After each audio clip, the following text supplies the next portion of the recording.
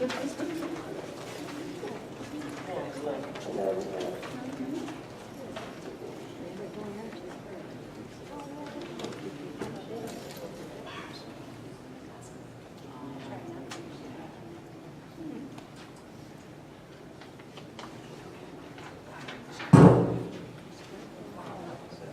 right here.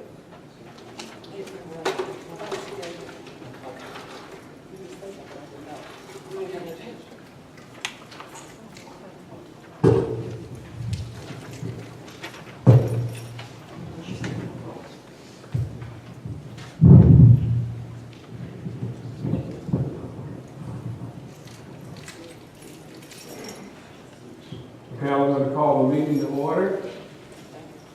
Madam Clerk, please call the roll. Trustee Brewer? Here. Trustee Here. Trustee Grant? Here. Trustee Tate? Trustee Todd? Here. Trustee Zupan? Here. First of all, I'd like to take a moment of silence before I read a statement in honor of our past mayor, Roger Pecker, who passed away early yesterday morning. And then I have something I would like to read.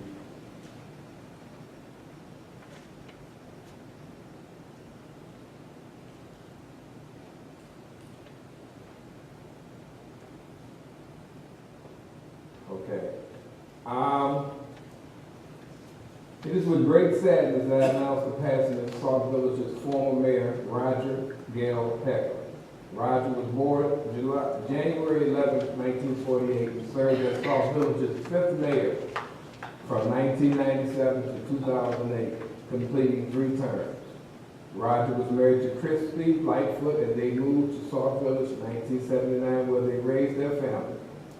Roger worked for many years as an auditor for the Indiana Department of Revenue. Roger first aspired to politics in 1987, winning the election to Community Consolidated School District 168 and serving as president of the school board for 4 years. In November 1987, he was appointed to the village treasurer and served in that role until 1996, where he accepted an appointment to the village board of trustees.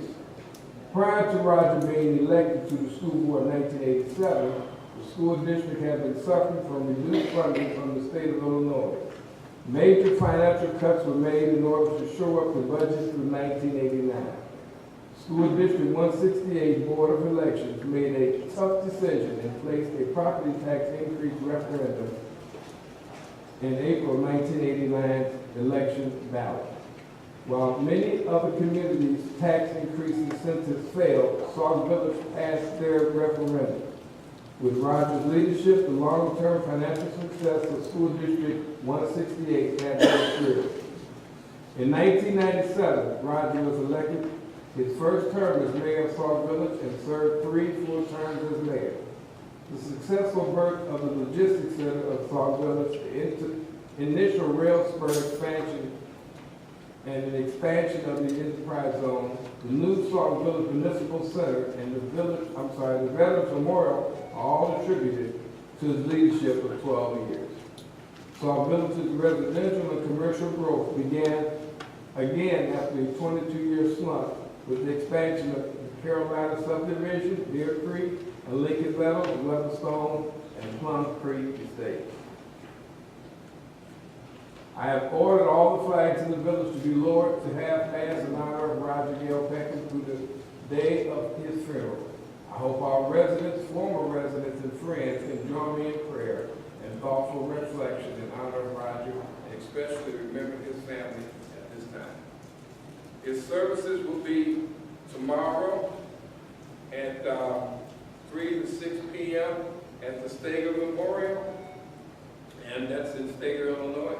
I understand it's Smith Funeral Home, and it's in Steger, Illinois, on Chicago Avenue. That's all that I have. Can I have number 4? Mrs. Claudette Bond, Item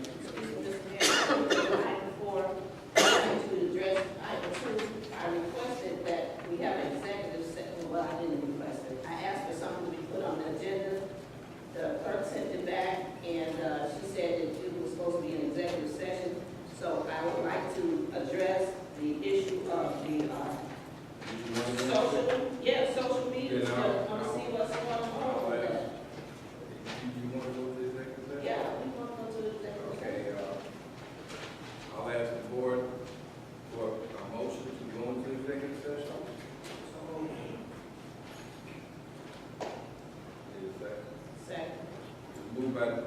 Trustee Todd, second by trustee Brewer. Madam Clerk. Trustee Brewer? Yes. Trustee Carter? Trustee Grant? Trustee Tate? Trustee Todd? Yes. Trustee Zupan? Yes. Motion's carried. We're going to executive session. Okay, we'll start with item number 4, Gen Care Medical Care Center. This part of Bond, please come up. Hopefully your microphone. Would someone check and see if the microphone is on? It's on? Okay. Thank you so much for allowing me to come in and speak really briefly about Gen Care Medical Center. I'm a new resident of Sauk Village, so I'm happy to be here. And I also work for Gen Care in Glenwood. So I wanted to share with you some of the wonderful services that we offer and also give you an invitation to come and view our healthcare center.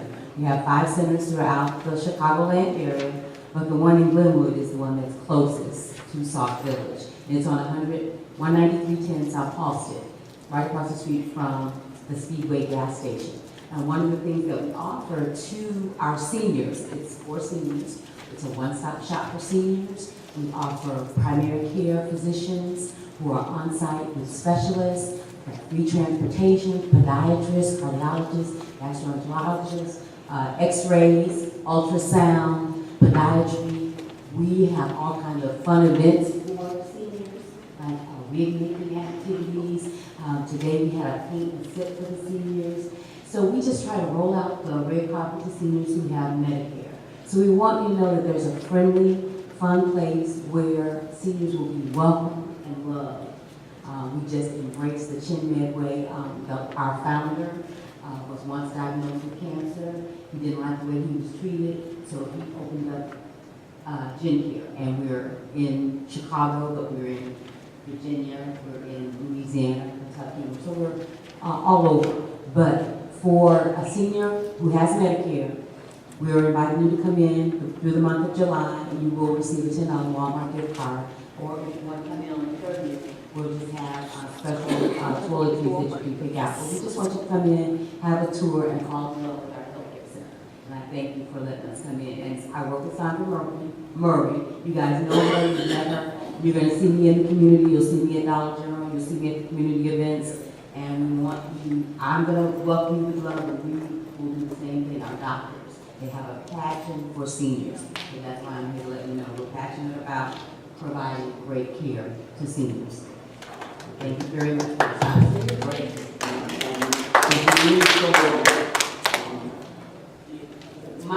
I'm going to give you my cell number because it's on here. 312-528-8633. Yes, I was there.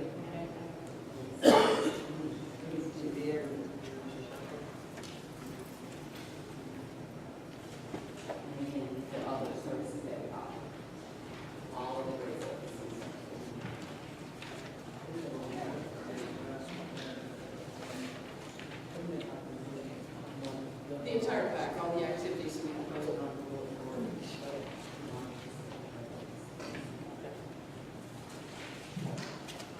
Thank you for letting me come in. Thank you.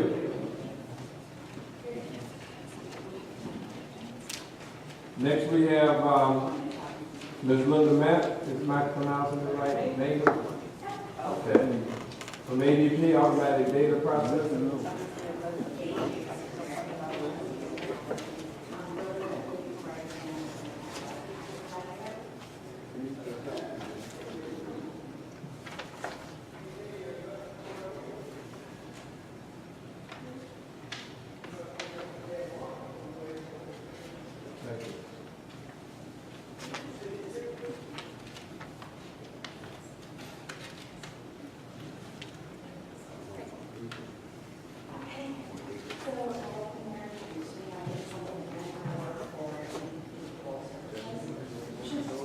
Sorry, but we can't hear you. Not a problem. My name is Linda Hayman. I work for ADP Payroll Services. My specialty is helping out small and mid-sized companies with payroll, taxes, compliance issues. We can't hear you. Okay, Sorry. Is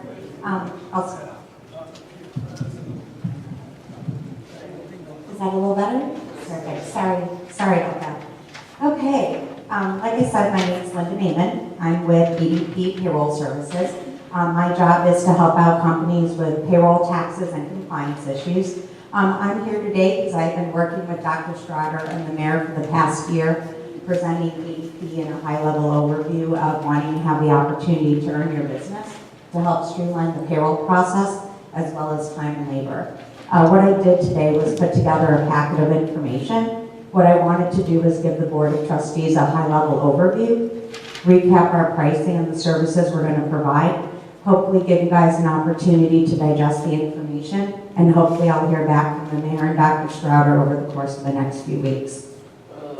Inside the packet I provided, on the right-hand side, you'll see about ADP. If I can ask you to pull that out, we'll begin over there. I'm not going to bore you completely to death with all the information, but just on a high-level overview, ADP's been in business 66 years. We have a lot of experience working with other villages like yourself. One of the reasons why I wanted to come here and meet with you guys is you guys have such a wonderful and close-knit community, but also at the same time, we're a little bit behind when it comes to technology and doing things a little bit more efficiently. So the idea of partnering with a company like ADP and myself will be to move you guys into the next millennium and really just streamline the whole entire process from a payroll perspective. At this time, I hate to use this analogy, but time is money, and the way you guys are operating right now isn't necessarily wrong, but it's creating a lot of, what would be the best terminology, wasted time and not as efficient. So what I'd like to do is be able to come in and streamline that process.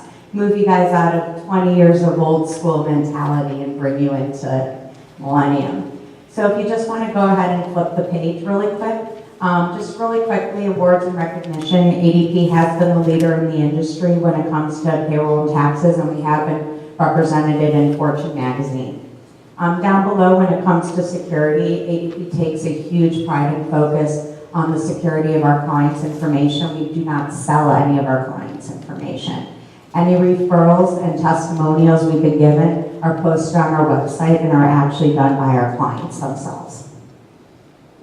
If you put the page again, I asked our president, Carlos Rodriguez, to just kind of write a letter to the village, just kind of recapping the benefits of using ADP and what our mission statement is. I would love for you guys to read that at your leisure. I did include some testimonials from clients. Again, I don't want to bore anybody, but we can read those at your leisure. And then the last page is just kind of the high-level overview of the benefits of utilizing ADP for payroll and timekeeping, and this is where I want to focus my energies tonight. First bullet point, ADP is going to assume 100% liability for tax deposits and filings. Right now, the way the village operates is it's a manual process, so that means if you're late or if there's any calculations or errors, it's a penalty of up to 25% per day that the village is going to have to pay. And it's very easy when it comes to manual labor to make a mistake. We're only human. So this would be a way for us to limit any complications in that arena. Payroll is now going to be in real time, anywhere online. So we're going to have mobile access and online access. So that means that, I'm sorry, did you say? Well, I want to make sure everyone can hear me. I apologize. Payroll is going to be in real time and it'll be on a secure web-based system. And then what we did is during our analysis, I sat with the mayor and Dr. Strader and went over what the focus and the long-term goals for the village was. And we were able to master. I'm sorry, did I miss something? No? Okay. Just keep going. Okay. So one of the goals was to get better control over the administration side, to be able to track time and labor, hours worked, vacation accruals, be able to push and navigate the employees to one intrasite to be able to capture this data, and that's something that ADP is going to be able to provide. PTO tracking was a very huge topic for us. Employees being able to want to be able to dive into taking time off, but there's never been a automated system for people to know how many days they had versus what they didn't have, and also to make sure that there would be enough coverage within the village if people wanted to take off time. Working through everything on a department level and company level was also huge, and just being able to get the employees to, focus more on their, initiatives of what they're actually there to do rather than coming back and forth and, asking about their paycheck stubs and time spent. So that is what I consider to be the payroll piece. If you open up the packet, I did put together a detailed proposal that recaps all of our services. What's really nice about ADP is everything we do is not contractual, you just pay as you go along. So I'm not asking for a large investment from Sauk Village. All I'm asking for is the opportunity to prove myself that I can make the system work and be more efficient for you. So I waived all the setup fees and also included a 30% discount. So all in for your investment, I'm asking you to pay $146.33 every 2 weeks for us to handle all the payroll, tax, and compliance. So as you can see, the investment would be very minimal. If you did start with ADP and you felt that you just weren't satisfied, I do have the ability to go back and refund you for any monies that you spent. So I can definitely give you an opportunity to try us out without having any investment on your side. The second page of this proposal just recaps all the services. So again, at your leisure, when you are further discussing, if you forget anything I mentioned, you do have the bullet points there. So we talked about the payroll and the tax piece, and then the other component is what we call our time and labor piece. So this will be a timekeeping system that will be mounted up on the wall. There'll be one here, I believe, on this site at the police station, and then at, was it the firehouse? Public Works, okay. So what'll happen is there'll be 3 clocks that employees will be able to clock in and clock out of. All that information will feed into a central system, which we'll all download to payroll. So what we did was, again, we waived setup fees. We also gave you 2 months free on the time clock. So again, there's no investment that you'll need to spend. So we're looking at spending total $291.45 on a monthly basis for the timekeeping component, and that's after 2 months free. So again, we could implement a whole entire program for Sauk Village, bring you into the 21st century, really automate things, make everybody in the organization more efficient with their time, also make the employees a little bit more happy by giving them tools and resources to be able to see their time and their benefits and their pay in a more streamlined way. And we've set it up so there's no investment to Sauk Village or any risk. So I'm not asking you to spend anything except trust ADP and trust me to be able to deliver on this. Were there any questions at this time? Yes, sir. What are the different tiers of products that you offer, and how do we know that the one that you selected for this enhanced payroll is the one that suits us the best? So what we did is when I've come out and met with the mayor and Dr. Strouder, all of our services vary on a basic level of payroll and tax, and then they incorporate up to HR. We thought it would be best for ADP to take the moment to prove themselves by starting off on our basic products, so that is what our enhanced service is. The level of services that we also have do focus on HR, but at the time we thought that this would be the best solution. If we want to revisit those at a later date, by all means we can, but we kind of thought it would be best to take baby steps. Since this whole method of outsourcing will be new to you guys, I didn't want to oversell or give you guys services that just might be overwhelming the first time. So I thought we could kind of take baby steps into this relationship together. And I'm hoping this will be a long-term relationship. And so annually we have to get $3,800 plus the $325 for the W-2s. So the annual price would be the $3,804, correct? And that takes $146.33 times 26 payrolls is how I came up with the $3,804.58. That's separate from the W-2 and the W-2 delivery. Correct. So at the end of the year, ADP will generate W-2s for the employees. We break out the fee as a base fee of $49.95, and then it's $5.85 per form. So based on 47 employees, that's how I got the $324.90. And then the only time we charge a delivery fee is for the W-2s, and it's just a one-time fee of $10.50, and that's annual. And so, if our employee count does increase or decrease, does this number decrease and increase as well? Correct. So what happens is all of our services at ADP bill on a per payroll basis. Our per check charge is $1.50 up or down. So if you add 48 employees, our fee would go up by $1.50. If you decrease to 46 people, we would decrease by $1.50.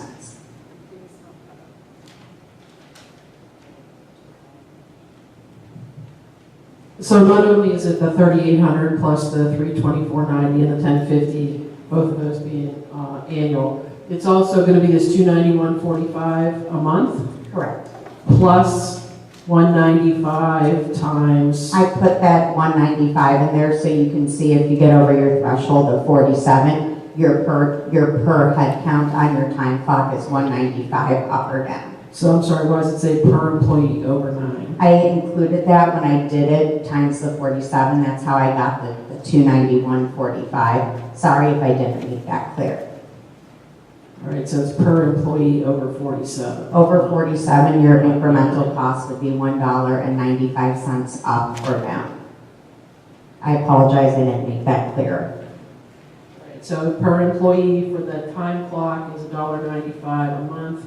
It's $1.50 per employee per payroll period. Yeah, so what I did was I'm estimating we're at 47 employees. So really the only time that per check charge is going to be of a factor would really be if we're increasing our costs, because I know that the village teeters more between 44 to 48. So what I did was I just kind of rounded and chose 47. So I actually did my proposal on a higher level for you to kind of paint a picture of a worst case scenario. So I'm actually anticipating our costs to be less. So when we add all of this up, what's the bottom line per year? I don't have an annual fee on the time clock, so 291 times 12 is what? 2,530, yeah, thank you. Okay, so a little bit less than 3,500 plus almost 4,000 for the payroll service. We're talking what, 8,500? And did we, Mayor and Dr. Strouder, did we do a time study with our current employee who does the payroll process here to know how much of their time translates into X number of dollars of their salary, to know if we would be saving anything? I by doing actually this? did that proactively for you on the next page. Sorry to interrupt you, Dr. Strouder. So what I did was I just took an average salary. I just took a per hourly rate of $10.50. Just because that was minimum wage, and I know your people are paid more than that, and I just did it based on 47 employees. So what I did was I just showed a breakdown of what studies have showed through the American Association of Payroll, what approximately 7 minutes is lost in time theft, and it equates down to $10,965.50. Sorry, I don't think that's what I was asking. Oh, I was asking for the employee that does the payroll process today for the village. How much time does that person expend on an annual basis in terms of time translated into dollars to know how much of their salary is spent on the execution of payroll for the employees today, to know if this dollar amount here is less than or the same as what that person spends today doing payroll manually?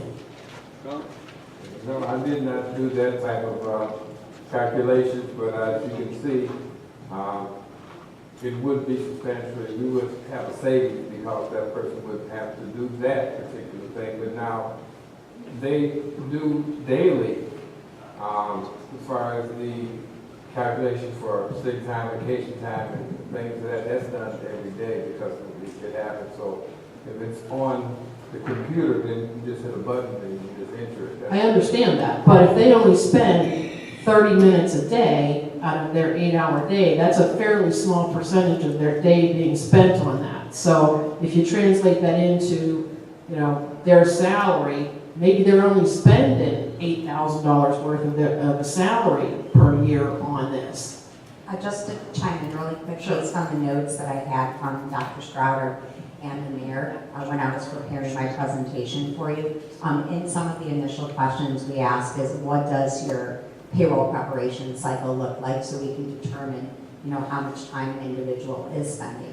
So based on those conversations, one of the things that I was able to learn about was that payroll is almost a 2 to 3 day process, and it takes place every 2 weeks. So what happens is somebody has to manually gather the cards and then manually add and calculate them. Then we go through a different checks and balances system where there's different managers that I need to be reached out to verify time. And then if somebody had any missed punches, I know they have to go back and try to reference the schedule and then track down that individual to find out if they worked. And I know the problem with that is half of us don't even remember what we did one day, let alone what time we showed up to work a week or 2 ago. So I know that that's been one of the processes. Then after that information is then populated into payroll, and then somebody physically does manually cut the checks as well as entering in all the data. So you're talking about spending almost 3 days straight in just the payroll preparation every 2 weeks, not to mention, whether it's an hour or 30 minutes daily on just trying to keep track of those cards. We're going to come in and take this whole entire process, and probably realistically, payroll is probably going to take the first few times, maybe 2 or 3 hours, just because there's going to be a learning curve. But I'm going to be able to get this systematically down to less than a 1 hour process for you, and that's my ultimate goal. But I do know that you guys are spending 3 days, and you have a lot of errors in the manual ways of the calculation. So what we want to do is come in and streamline this whole process. And the end result will be time saved, money spent, making employees more productive in other areas, taking the people who are spending time on payroll and giving them the opportunity to focus on other avenues of the business that are actually going to generate revenue for the village, rather than the low reward functions that are tedious. The last question that I have, does this force all employees to do automatic payroll? It does not, no. So the employees will have the opportunity to choose between direct deposit or live checks. So it's completely up to them. What will happen is live checks will be delivered by an ADP driver the next business day. And that's already incorporated in this cost? Correct. The only why there's a fee for the W-2 delivery is because we don't use ADP drivers. We actually use FedEx or UPS so we could track the package. What about training, initial training, and So then what about support if there is needed on any given Thursday or Friday? Absolutely. So I have over 22 years experience with ADP. I started in 1996. It's actually the only job I've ever had besides a cocktail waitress at Chili's. So I would definitely be here on site to assist Dr. Strouder and the mayor and any other parties that needed assistance with the payroll. We usually come on site for the first 3 to 5 payrolls. We are assigned an implementation specialist that will work with us over the phone, as well as a 24-hour support center. And all of our support centers work in teams of 3, and not more than one team has more than 20 accounts. So what will happen is Dr. Strouder, the mayor, and anybody else who needs any training or assistance will be able to reach out to ADP. And one huge selling factor is the fact that we are 24 hours a day, 7 days a week. Is there a cost for that? There's not a cost for that. It's part of our service. It's just part of our service model. It's how we operate. You can have unlimited training and webinars. We don't charge for them. Me coming on site is just me wanting to help the village to get acclimated for a chance to earn your business and prove to you guys what a great job we do. Last question. I know we mentioned earlier second ago that there will be a time clock here, police station, and public works. Correct. Can any employee clock in at any station? Yeah, so what happens is it's a finger thumb scan, so it'll actually take a scan of their thumbprint. So we'll be able to recognize where they are clocked in and out of. We'll also be able to post a schedule for the employees on their individual portals or text it to them or even put it up on the internet. So depending on how we do the setup, and this is something we'll do during the implementation process, we'll determine how you want all that set up. There's no extra fees for that. So I'm assuming the fire chief will have to come here or police station check in. Well, the chief doesn't have to clock in his own staff. Yeah, so in addition to the clock aspect, there's also a mobile aspect that we can enable at no additional charge. So there'll be all sorts of questions that will drill down a little further in more detail as we're creating the solution for you guys, because everything is customizable. So it's not just a cookie cutter template that we're just gonna say, okay, here, this is what you get. No, we're gonna take your policies and procedures and customize it for you completely. Sorry, another question. Sure. Will the department heads have access to an online portal with user IDs and passwords so that they can access and approve the timesheets then every payroll period? Exactly. So what's going to happen is we're going to create a hierarchy where, based on what the mayor and Dr. Stroder says, whichever employees then report to those people will be the ones that they can approve, or they can go in and adjust time, things along those lines. So again, that will all be done during the implementation process. But yes, the idea is to create a hierarchy where management can go in and approve time, which will then flow to the payroll administrator, and they can see the final product to upload into payroll and process.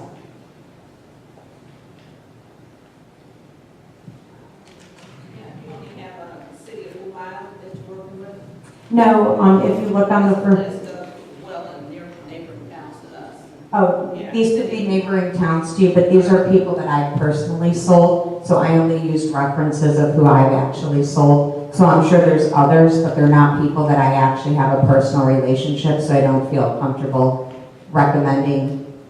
I need to give you people who actually know me, so. Also, on the second page, it says no contract, pay as you go. Correct. Services. Mhm. You realize we're broke, That's why you have a 30% discount, and I'm gonna make you more efficient. So the time you guys are spending doing the payroll the way you are today, or any love letters that you've received from the government for late penalties and interest, which you have received, since we'll be assuming 100% liability, that's gonna be another area where you'll be able to save on, because there won't be any penalties and interest.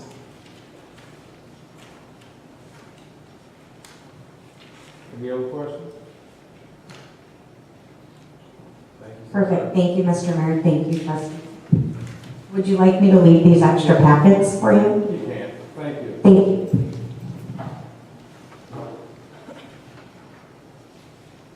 Next on the agenda is Payment Services Network, Mr. Miles Armstrong.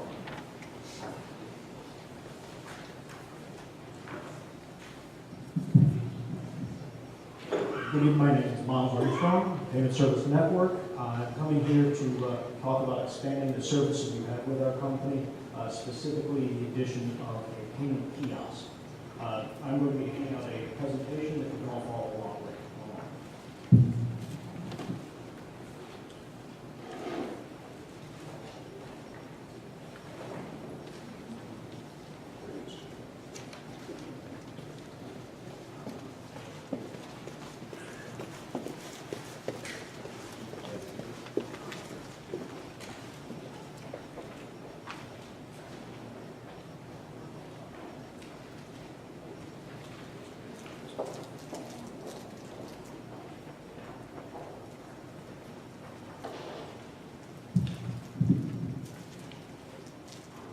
And additionally, I have a digital version of this presentation. Speak up, please.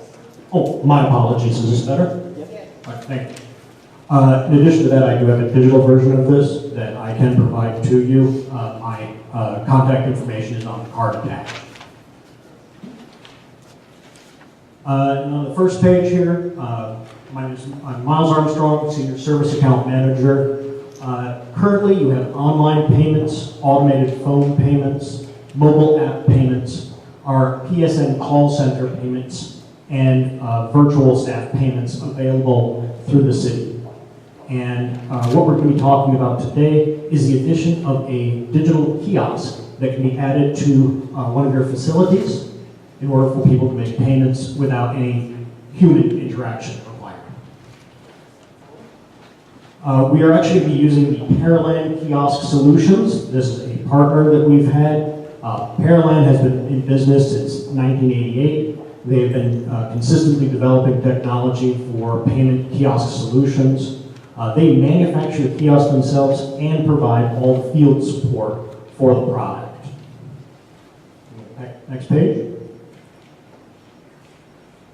And just like all other services here that we have through Payment Service Network, they all feed into the PSN digital system, which feeds directly into your accounting software, Civic, and deposits in one solid depository. So the addition of the kiosk will add a different venue for people to make the payment, but it will not involve an additional deposit or stream of data. Move to the next page. We're specifically looking at the indoor kiosk. This is easy for use indoors, touchscreen display, and receipt printer. It's built for heavy traffic and easy to maintain modular design. No customer information or credit card or checking is saved on the device itself. It is all transmitted directly to our online secure portal. So if someone were to steal this machine, they'd have a very nice paperweight. Remote cloud monitoring. If a failure occurs, an alert is sent to the Paraland team, who will send a repair team to update or repair the kiosk at that time. 24/7 phone support and emergency, next day delivery for any damaged or in need of upgrade elements to the kiosk. You turn the page. Kiosk is plug and play. You simply have it installed and it would be ready to go that day. The configuration with the Payment Service Network system would already be set up and the communication would be flowing. Have you moved to the next? We actually have here an image of the floor kiosk, it doesn't really have a good reference for its size, but it'd be about the size of the podium right there. Next page on here is your extended warranty. This just goes into detail of the responsibilities of the Paraland service support in order to maintain the device that you would be purchasing. Next page. Now the payments are all going to be processed through the existing PSN service, the one that you are currently using. So there will be no need for additional education in regards to that process or the data that you receive. All of PSN is in full PCI compliance, highest level of security for online portals. It's the sort of governing standard. It's like saying something's kosher. Honestly, I could not tell you. Now, there's no payment or data stored on the kiosk itself. Again, it is a zero-risk physical object. The payment process, a customer would come in, touch the screen, it would prompt them for an account number or name to locate their utility account, or we would also add other payment processes that would not need an account number for the registration. But for the purposes of what we're looking at right now, we're going to assume a utility payment as is set up currently. The customer would be prompted through the payment process, and once done, they would print the receipt. The next page here is just a breakdown of the data flow between the kiosk itself, the PSN system, and your Civic software. So information from the Civic software, account number, balances, transferred to the PSN system, which we currently use for the online interface. That data is then sent to the kiosk, so when someone accesses it, they are accessing that same level of information from the online portal. It is real-time through Payment Service Network. The current setup we have with the Civic systems is a nightly batch process, but I do know that you guys are looking at expanding into possibly the real-time, and if that's the case, that would just flow over with no need for change on either the system or the kiosk. Once a payment is made on the kiosk, data is sent to the PSN system, and then the payment is loaded to Civic in that batch process. sorry, what does IBM stand for? Could you say? IBM is independent Premier Module. This is the interface that we provide for people to use. In fact, it'll be the interface you'll see on the next few pages. So it's the GUI. Yes. Okay, on the next page here, you'll actually see this is the image that would come up on the kiosk itself for them to use. Fairly simple questions. How much do you want to pay? I'll go to the next one. When do you want that payment applied? Next. What payment method would you like to use? This can be checking, savings, or credit card. Next. Oh, sure. Could you use the mic? Yeah, sorry about that. So I noticed that this is saying that there would be a fee. Do all forms of payment using this kiosk have fees associated with them? Or if you're using your bank account, would be an ACH, so there would be no fee? The fees that would be experienced on here are identical to what we have set up currently for your online portal. Currently, you have it as a free to the customer checking or savings, and a fee to the customer for the use of a credit card.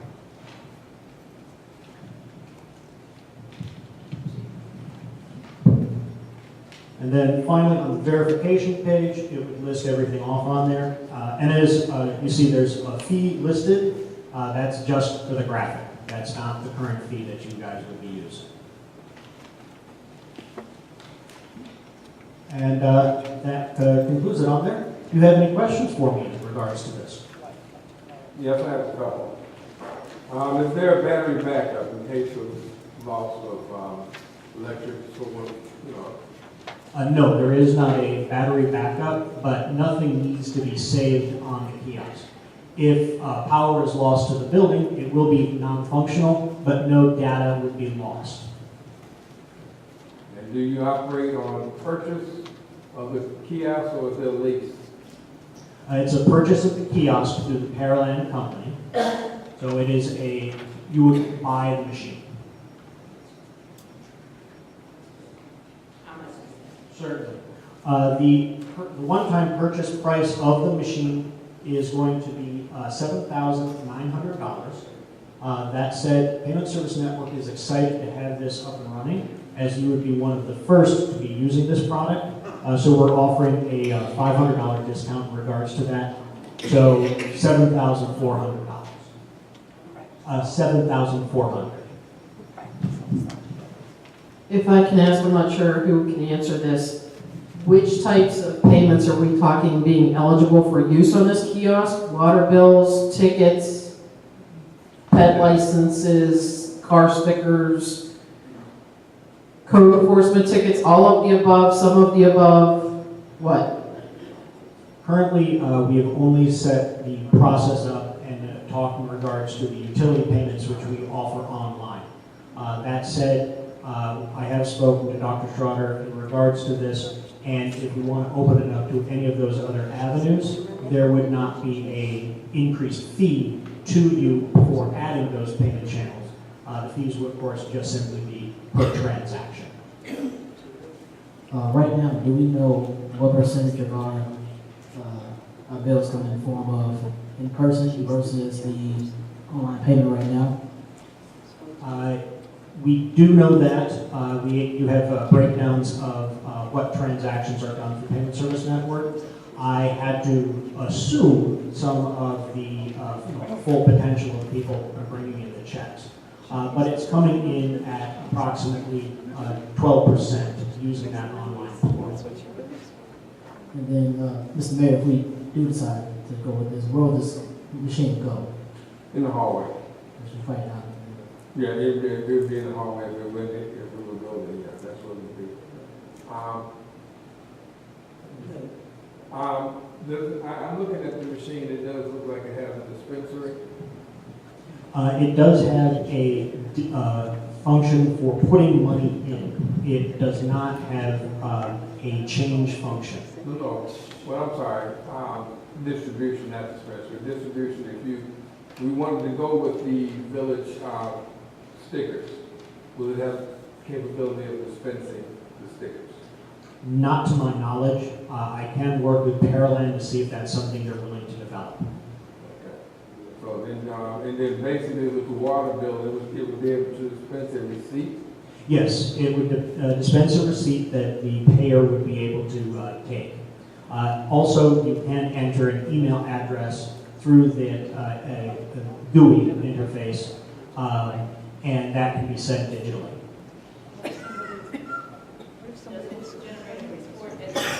How much money it's taking The kiosk itself does not generate a report of what's going into it, but all that data does feed into the payment service network, which are the reports that you are currently receiving. Okay, so how many times can we access the kiosk?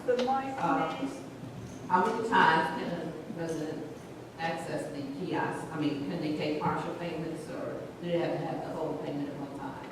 That is something that can be configured, whether you want to allow for partial payment. Currently, we do allow for partial payments.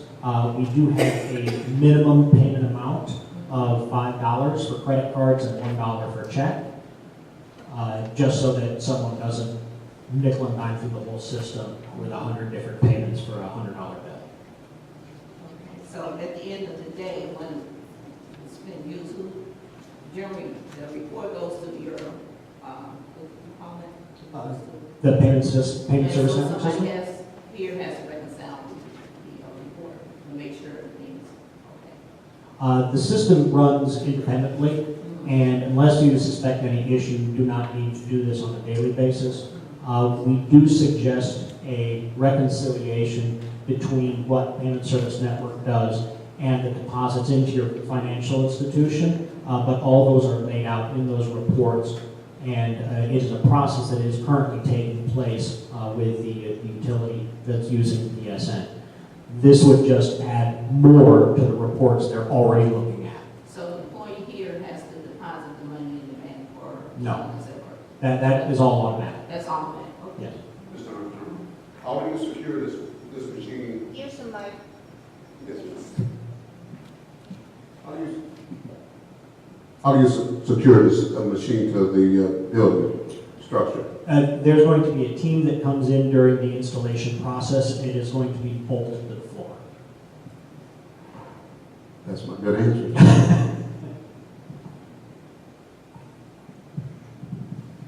Any other questions? Thank you very much. We will be in touch. Oh, certainly. Now, I am going to step in here because you did ask me about the price of the unit, but there are some other prices to add on there, and I'd be remiss not telling you.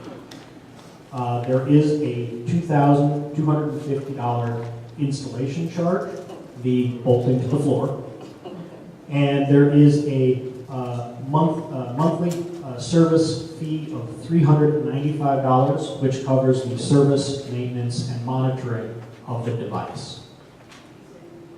$395.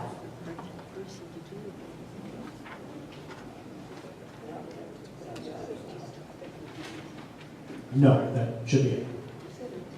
You don't have to feed the, repairs or anything? No, that $395 covers all sorts of repairs. It doesn't matter if the part of the module becomes defective and needs to be replaced. If someone comes in with a hammer and smashes it. Those are all covered on there. There will be no additional fees in regards to that. So there's no deductibles or anything along those lines? No. This is our insurance policy, the $395. Exactly. And it's also for an immortal device, because as pieces break, wear out, or become obsolete, they will be replaced out. So this device will be a new machine for the life of the contract. And unless you say, nope, we're done, it will always be updated with the best stuff. What's the minimum contract you're looking for? Term-wise? 1 year, 3 years? Oh, none. We are not looking at a minimum contract on there, though it, in order for you to justify the initial purchase, you will want to look to have this functional for a good number of years. I do have one final question, because we have before in the past used copy machines, and that we've had it for a period of time, so-called become outdated, and we have to upgrade. How long, okay, can this actual machine be upgraded without taking it out and bringing a new one in? That is the plan. It is a modular machine, which means that if a part becomes old, obsolete, it is removed and something new is put in. If the monitor, it's 10 years old and it's not working quite right, great, we get a new monitor, we put that in. If there is a piece of technology that is part of the security that has been found to be more liable to a means of hacking that has yet to be discovered right here, well, we get a new piece of the machine, we put that in, problem solved. And that is always going to keep going till theoretically the end of time. Okay, because the reason I'm asking is because we are, as you stated at the beginning, we would be the pilot. We would be the first. So and just to say, you can pilot with payment service networks, work with Paraland. Paraland machine, the device itself, what we've been focusing on here, that is a tried and true device that has been put into just about every one of the 50 states, and they have been using that sort of stuff since 1988. So the hardware itself is tried and true. You're not getting anything pig in a poke on that one. What is new is Payment Service Network's interface with the Paraland machine and combining it with your existing online services. okay, and then also we have our system, Civic. I mean, is it compatible with that? Do we have to get software? No, the kiosk itself will talk to PSN, and PSN will talk to Civic. Now, so anything that happens between PSN and Civic, yes, we will work and we'll make that happen. But the interface between PSN and the kiosk does not involve Civic at all. Does the kiosk have to be hardwired, or is it just hooked into the Wi-Fi network here? It will need to have electrical and data connection. So when you're looking for the place to put it out there, you will need to consider that in its placement. So not Wi-Fi? Correct. We like to use the straight data line on there because it is much more reliable and less likely to be interrupted during the communication of financial information. Which would impact where the hallway goes. Yes. Any other questions? Thank you so very much. We'll be in touch. Thank you so much for your time, and if you need anything, my card is on there. Feel free to reach out during business hours. Thank you.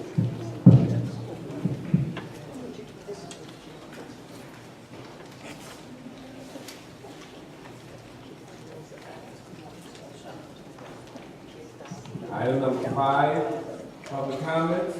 All questions shall be directed to the mayor. Each speaker may comment on any matter pertaining to the business of Sauk Village. Each speaker is allowed one opportunity to speak for up to 3 minutes and may not engage in debate or comment discussion. Yes, ma'am, please state your name. Good evening, Mr. Mayor. My name is Mary Wilkerson, and trustees. First, Mayor Burgess, I would like to say the blatant disrespect by residents is appalling. I was sickened and compelled to speak tonight, because I usually don't. It is a disgrace to our community and its growth. This is supposed to be a civil meeting where we are able to voice our opinions about the conditions of our community in a constructive effort to make it a better place to live. Although many of our residents voice concerns which are valid, there's a right and a wrong way to voice them. At the beginning of each meeting, we stand with our hands over our hearts, reciting the Pledge of Allegiance to the United States flag, which ends with this: one nation, under God, indivisible, with liberty and justice for all.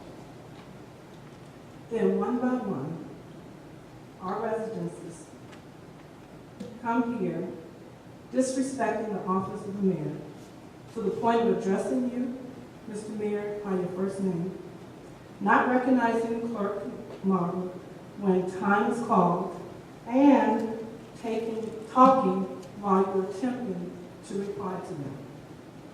Some trustees' comments addressed the residents' concerns that were unanswered. That's commendable. But I don't recall any trustees commenting on the blatant disrespect from the audience directed to you, Mr. Mayor. Regardless of whether we like you as a mayor, we should display respect, not only for this office, but also for ourselves. When two people argue, no one can tell who the foolish person is. So I understand perfectly why you choose not to talk over them or engage in debate. I don't care for many of the things our current president is doing or has done, but I would never disrespect him or his office. We as members of the thriving community should visit or revisit the Robert's rules. Then we will learn or relearn that being polite, listening to others, focusing on issues, not personalities, and avoiding motives are some of the top values to conducting a productive and participating in a meeting. Also, Mr. Mayor, I would like to know the schedule, if there is one, for trimming trees away from the streetlights.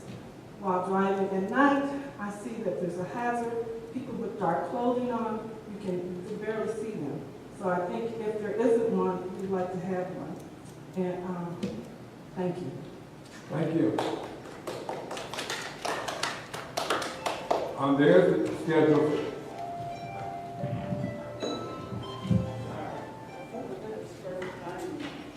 There is a schedule for trimming the trees. Now, away from the lights, I'll get on top of that because here pretty soon ComEd is coming out to trim some trees away from some of the electrical lines up and down Sauk Trail and then some of them in the areas where the electrical lines are located. But in the neighborhoods, that's up to us, so I will find out and get that information back to you when the schedule will be and in your area where it will be taking place. Thank you. Yes, ma'am.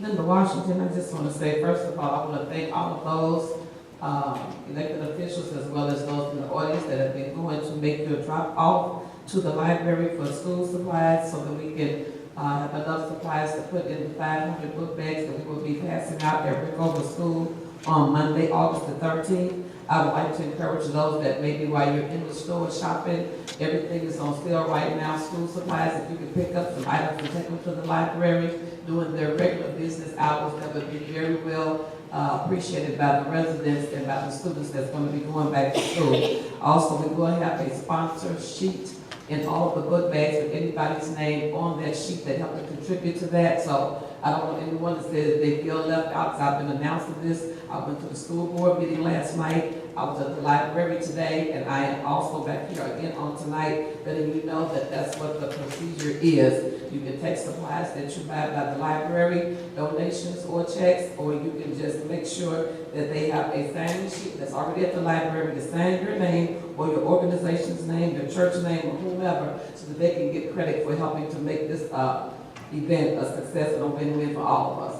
On another note, I'm just so glad that this is America and everybody can say whatever they want to say. Unfortunately, people deliver their messages in different ways. I am privileged to attend all kinds of events and meetings where people can get along civilly, but to get respect, you have to give respect. And when you don't give respect, you're not going to get any respect from me. And if I feel that somebody's disrespecting me or lying on me or saying something, I may not say it the way you think I can say it, but that's one of the purposes of being wrong. I can say anything I want to say, however I want to say it, as long as I say it without being belligerent. With that being said, the ordinance for Facebook, I understand that there is a mechanism on Facebook where you can see the time frames that people are posting things, and it is alleged that employees that work for the village as well as other entities associated to them have made up a Facebook page, Linda Renee Murphy, and it's just so funny to me because you just give me so much publicity. I'm the new author and I appreciate all of your effort to make me look good. I am not Linda Renee Murphy. My name is Linda Allen Washington, and I have never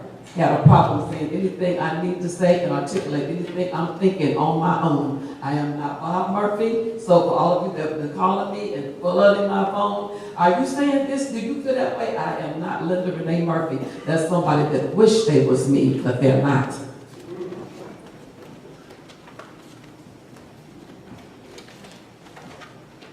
I'm Renee Richardson. I do not have a second page on Facebook by the name of Linda Renee Murphy. I go to Bob Murphy's page just like everybody else does.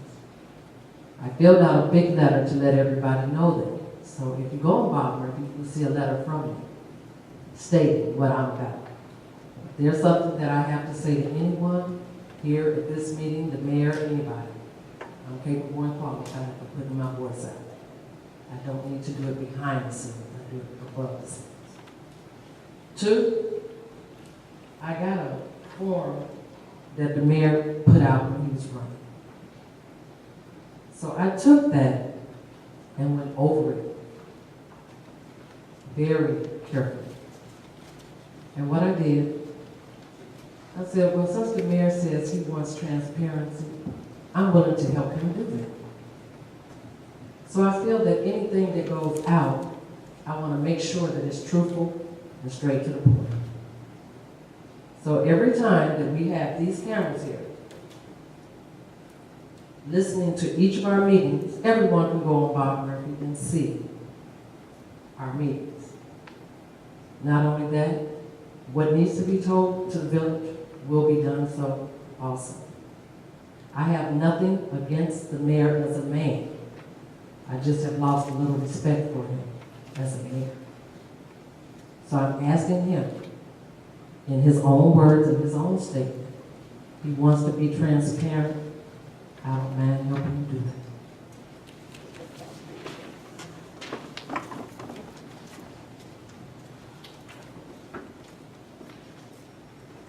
Ms. Farmer, thank you, Mr. Mayor, trustees.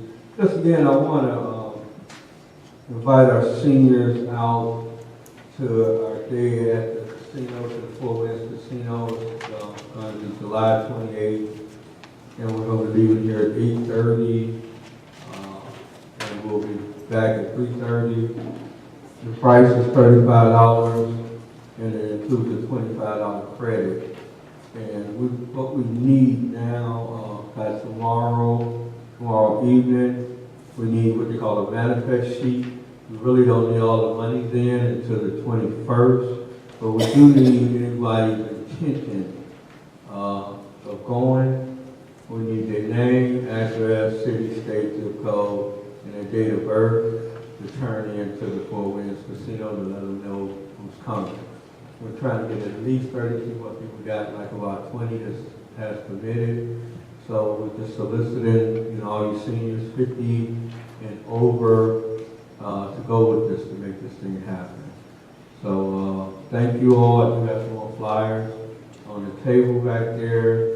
Has my name, phone number, and one of the other senior committee personnel, Carol Coleman, her name is also. If you all can call us if you got any intentions of going, and fill out, have this form, or give us the information to fill out this form no later than tomorrow evening. Thank you all.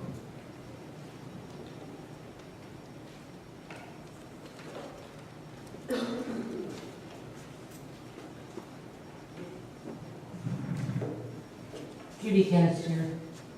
Last week I made some statements and you attempted to answer them and then was interrupted. So you did make a comment that I have to go back to. And when I was talking about the HR position, you indicated that she didn't owe us any money. I beg to disagree with you. According to the accounts payable She was being paid by the Owens Group, and she was being paid by the village of Sauk Village. It showed on the accounts payable. Therefore, she was getting paid twice for doing the same thing. The Owens Group let her go due to that. We have, at the time, we had 3 trustees that are astute in finance, etc. They never asked any questions about it, but the audience did, and there was no comment to that. I again say, the accounts payable showed that she was being paid twice, and therefore she does owe this village money, unless you made a deal with her right at the beginning and the Owens Group didn't know about it. And that's not transparency. As of right now, I question the fact that you sat there and you indicated that it would be 17 hours. And I recall Ms. Zupan asking the question for you to repeat it. And you said, not over 17 hours. Our accounts payable is indicating she is over 17 hours. And again, nobody's asked a question. This isn't your money. This is ours. And we deserve some answers. And if she's getting paid overtime, is she getting time and a half? How much is she getting for overtime? We need those answers.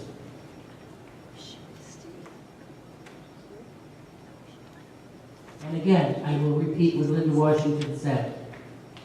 In order to get respect, you have to give some.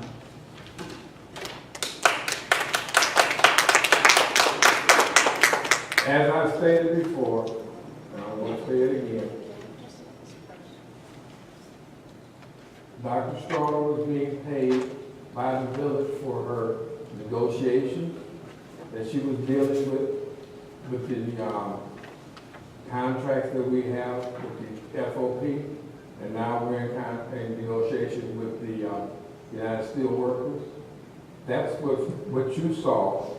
The other part of it, at the beginning, we did pay the Owens Group for HR services. Right. So it was one with HR services that we paid the Owens Group for on her behalf for HR services. And the other that you saw went straight to her was for her doing the negotiating work for us on behalf of the village. And that's why you saw that you didn't see us paying her twice in the village for either or until she was let go from Owens Group. Then I picked her up and continued to pay her for HR separate and in negotiation. Yes, ma'am. Pat Couch.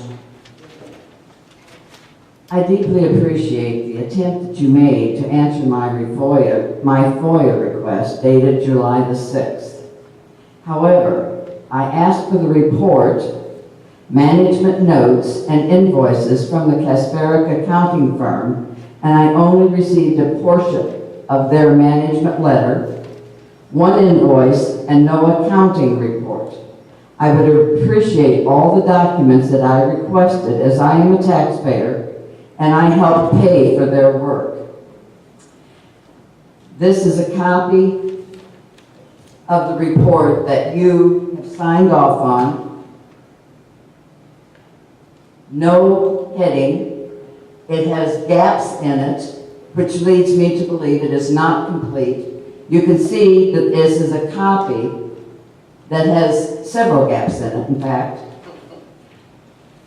One invoice that isn't complete for the work that I'm assuming that they did, which I don't think they're going to give us a copy such as this that you can't read unless you have a microscope. So I'd like to have the complete information that I FOIA'd.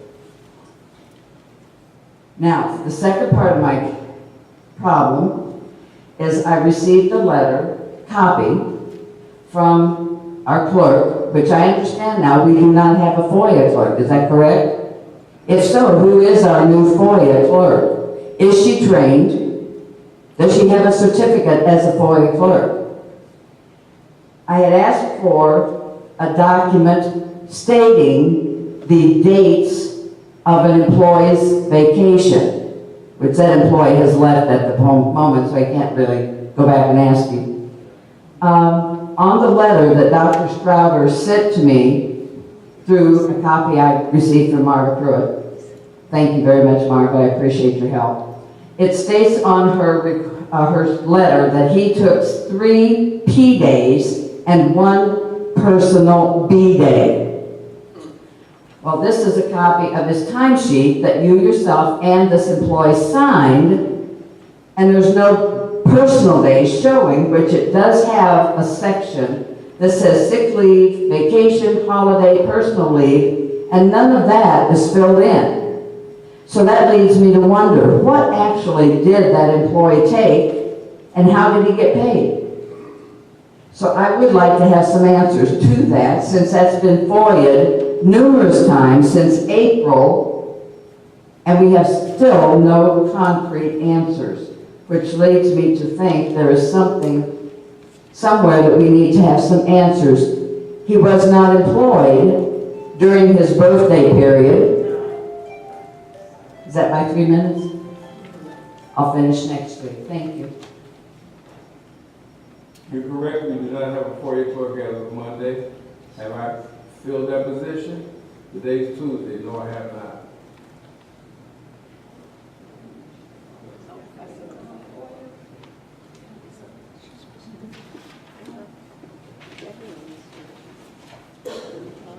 I'll entertain a motion for adjournment. It was moved by trustee Brewer, second by trustee Grant. All in favor? Motion carried.